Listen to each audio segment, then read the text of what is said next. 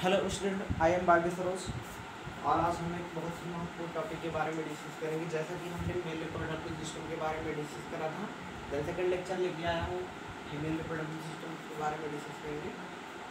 खास करके female reproductive system के बारे में डिस्कस करने से पहले हम फीमेल रिप्रोडक्टिव सिस्टम के एक्सटर्नल जेनेटेलिया के बारे में जान लेते हैं कि फीमेल रिप्रोडक्टिव सिस्टम के एक्सटर्नल जेनेटेलिया की कौन कौन से स्ट्रक्चर देखने को मिलता है।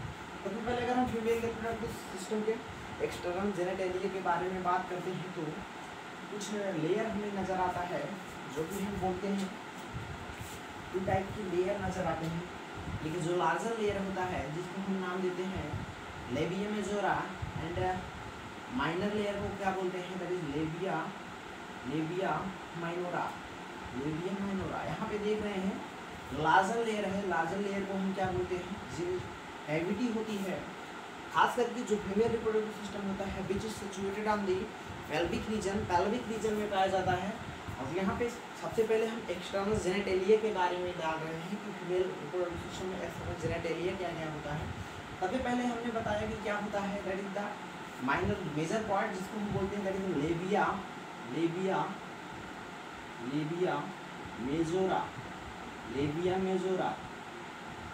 मेजोरा के बाद इनर लेयर जो होती है जिसको हम नाम देते हैं लेबिया माइनोरा। विचार कैविटी लाइक स्ट्रक्चर जो कि कुछ देखने को मिलता है। और इसके बाद खास करके अगर हम नीचे की तरफ देखते हैं तो इसमें क्या होता है, टू टाइप की ओपनिंग जो देखने को मिली होती है। जेक ओपनिंग जो होती है ऊपर की तरफ छोटा सा पाया जाता है, नीचे की तरफ एक ओपनिंग पाया जाता है जिसको हम ऊपर की तरफ की ओपनिंग को बोलते हैं दैट इज यूरेथ्रल ओपनिंग। यहाँ पे ये समझने की बात होती है। And then vaginal opening.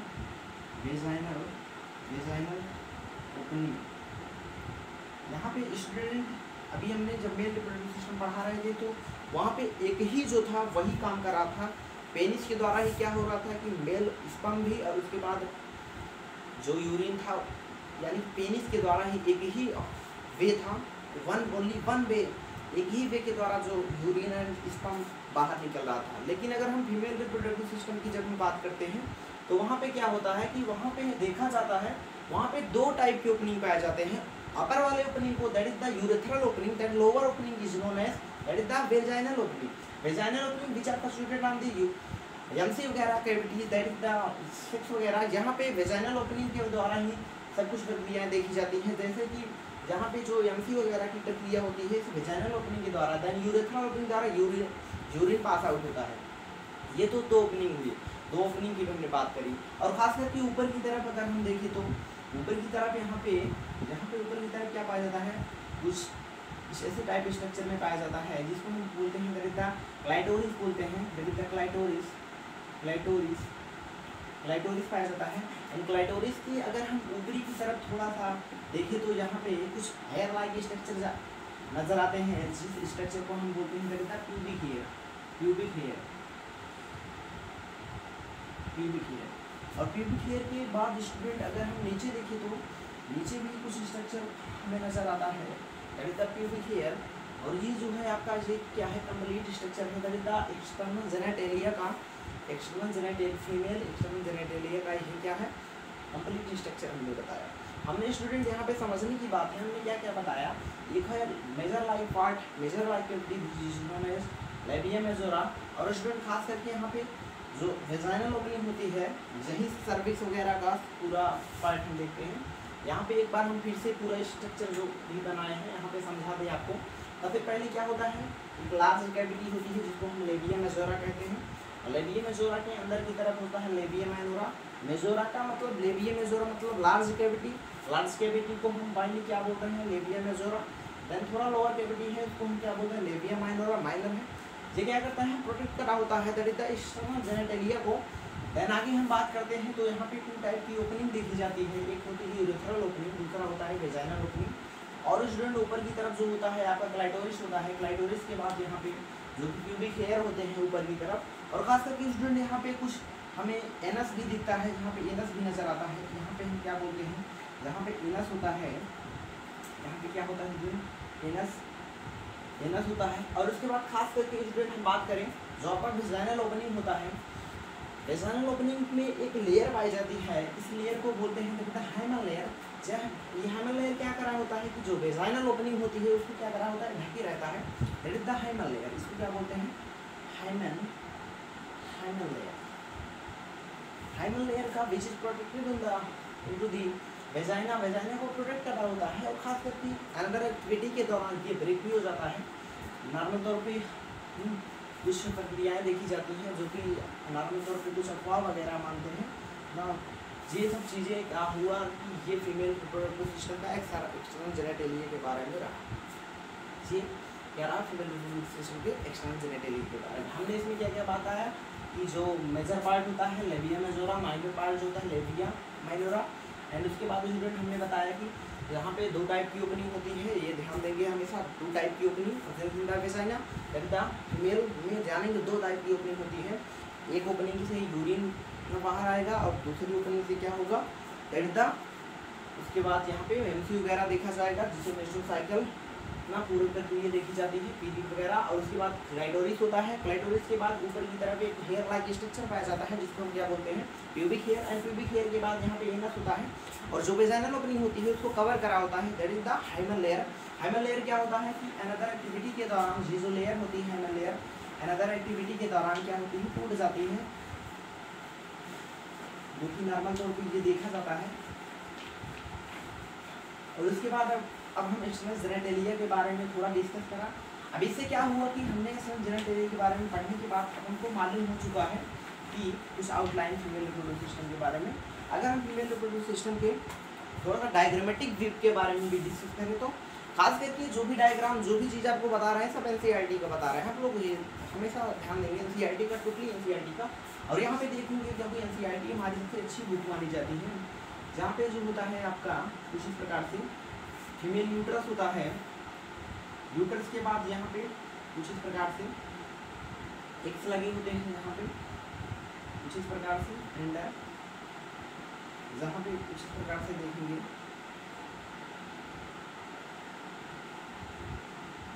Cervix होता है, सर्विक्स ये क्या है आपका सर्विक्स है, सर्विक्स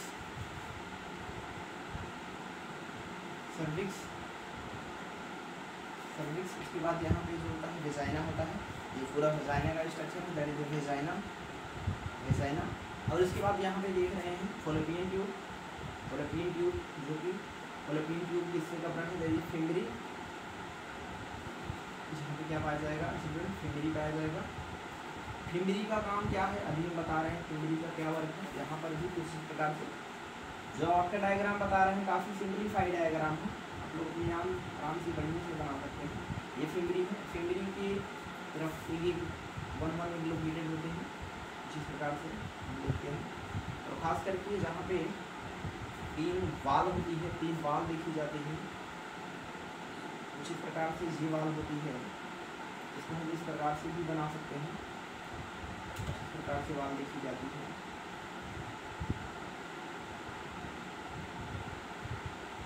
खास करके अगर हम इसको नाम पूछा करें तो यहाँ पे क्या बोलते हैं, यूट्रस, ये क्या है, यूट्रस है, यूट्रस है। तो यूट्रस के बाद यहाँ पे जान ही रहे हैं that is the fallopian tube, fallopian tube, fallopian tube. And fallopian tube के बाद यहाँ पे जो देख रहे हैं wall, that is the outer layer, जिन्होंने outer layer is myometrium, perimetrium, sorry outer layer को हम क्या बोलते हैं, पेरीमेट्रियम, पेरीमेट्रियम।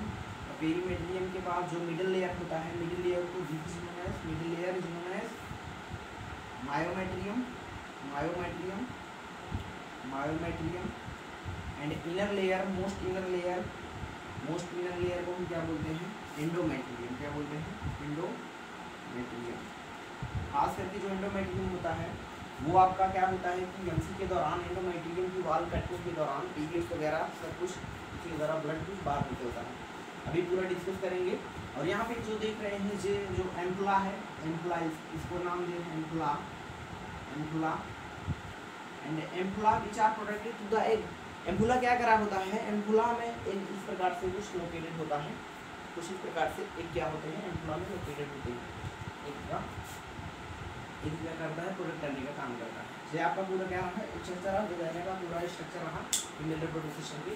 हमने इसमें क्या क्या दर्शाया है बेटा, ये खास करके डायग्राम को कंपेयर नहीं करेंगे, आपको समझने वाली बात है कि क्या क्या टर्म है, क्या क्या टर्म एनसीईआरटी में दिया है, सेम वही टर्म हमने बताया है, समझाने का प्रयास किया है। यहाँ पे हमने बताया कि ये जो है आपका एग है, यहाँ पे समझेंगे ये एग्स है जो कि रिलीज होते हैं एमसी के दौरान, एक रिलीज होते हैं ना, जो कि मंथली में जो देखा जाता है ना, 1 मंथ में रिलीज होना। यहाँ पे सबसे पहले हमने बात करें तो ये जो आप देख रहे हैं, यहाँ पे समझने की बात है, ये तो यूट्रस है, यूट्रस है, यहाँ पे फॉलोपियन ट्यूब है, और यहाँ पे क्या होता है, एस्थमस भी होता है, एस्थमस देखा जाता है, एस्थमस एंड एम्फुला रीजन में जो कि अब फर्टिलाइजेशन की कंडीशन देखी जाती है।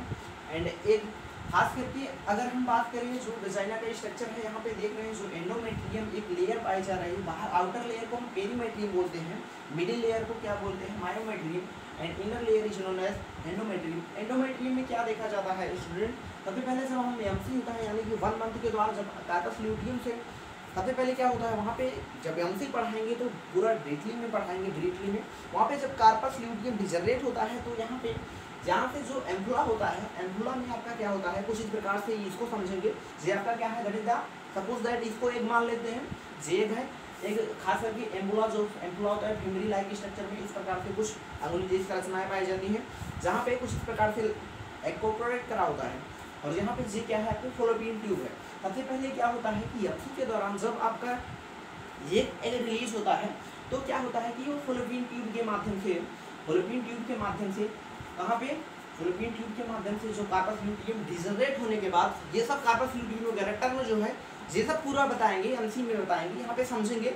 वो एक की बात करें तो वो एक क्या होता है, फॉलोपियन ट्यूब के दौरान कहाँ पे आता है, यूट्रस वगैरह में जाता है, यूट्रस वगैरह के दौरान खास करके अगर यहाँ पे इसको स्पर्म मिल जाता है इस्थमस और एम्पुलरी रीजन के बीच में, यहाँ पे जब यहाँ से आपका जो एग था, ये तो मान लीजिए एम्पुला है, एम्पुला से जब एग एमसी के दौरान रिलीज हुआ तो मान लीजिए ये क्या है, इस्थमस वाला रीजन है, इस्थमस वाला, और इस्थमस वाला यहाँ पे ये फॉलोपियन ट्यूब पूरी है, ये क्या है आपकी पूरी फॉलोपियन ट्यूब है, और ये जो देख रहे हैं ये क्या है आपका, अभी हमने बताया एम्पुला है। अब एम्पुला में एक क्या हुआ, एमसी के दौरान रिलीज हुआ, रिलीज होने के बाद एम्पुला क्या करता है, एम्पुला का मेन काम है प्रोटेक्ट करा होता है, एक को पकड़े रहता है। जब एमसी के दौरान जब एक रिलीज होता है तो वहाँ वो क्या होता है, आगे की तरफ बढ़ता है, आगे की तरफ शिफ्ट होगा, तो जब यहाँ पे इस्थमस और उसके बाद एम्पुला जंक्शन में पहुँचेगा तो यहाँ पे जब फाइनली जब फर्टिलाइजेशन होना रहता है, मेल का स्पर्म जब बिजाने के दौरान यहाँ पे आ जाता है तो फर्टिलाइजेशन हो जाता है। फर्टिलाइजेशन होने के बाद जाइगोट वगैरह बनने के बाद तो जो होता है जहाँ पे एंडोमेट्रियम से एम्ब्रियो जो होता है चिपक जाता है, चिपकने के बाद वहाँ पे इम्प्लांटेशन की प्रक्रिया देखी जाती है।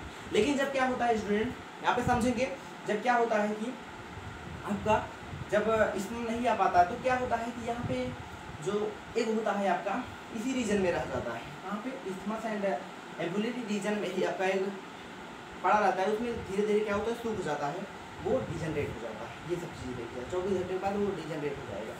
फिर क्या होता है कि जो भी जहाँ पे जब एमसी के दौरान क्या होता है, प्रोजेस्टेरॉन का लेवल, जो प्रोजेस्टेरॉन हार्मोन्स होते हैं उनका लेवल कम होता है, और लेवल कम होने की वजह से जैसे ही प्रोजेस्टेरॉन का लेवल कम होगा तो क्या होता है कि ये जो एंडोमेट्रियम की वाल्व होती है ये क्या होती है, डिजनरेट होने लगती है, और खास करके डिजनरेट होने के बाद जो होता है ये वाल्व होती है वो ब्लड के रूप में कुछ कट के ब्लड के रूप में क्या होता है कि बाहर निकलता है। जो एंडोमेट्रियम की स्टूडेंट जो वाल्व है, यहाँ की बात करें, ये जो यहाँ पे नज़र करेंगे, जो यहाँ पे एंडोमेट्रियम वाल्व है ये क्या होता है कि धीरे धीरे क्या होता है, कट जाता है, कटने के बाद ब्लड के रूप में बाहर निकल जाता है। इसी पूरी प्रक्रिया को हम एमसी कहते हैं, जहाँ से ब्लड जो कि क्या होता है बाहर निकलता है।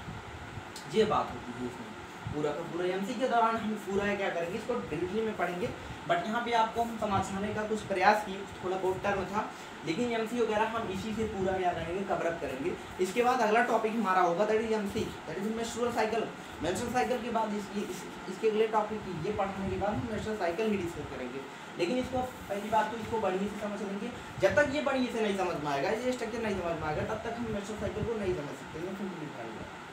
हमने बताया कि क्या क्या हो रहा है, यहाँ पे सब कुछ हम बढ़िया से समझेंगे। यहाँ पे क्या यूट्रस है, यूट्रस में फॉलोपियन ट्यूब है, इस्थमस है एंड एम्फुला है। एम्फुला क्या करा है, प्रोटेक्ट करा है किसको, एक को ना। और एक को प्रोडक्ट कराने होते हैं इसी के दौरान वन एक रिलीज होता है, जो कि अभी अपने उनको बताया, पूरा समझाया कैसे फॉलोपियन ट्यूब से किस प्रकार से ना फर्टिलाइजेशन वगैरह देखा जा रहा था। अगर फर्टिलाइजेशन होता है स्टूडेंट क्या होता है, कुछ लोग क्या बताते हैं यहाँ पे समझेंगे, कुछ लोग बताते हैं कि जो एग होता है वो एग भी रिलीज होकर बाहर निकल जाता है ना।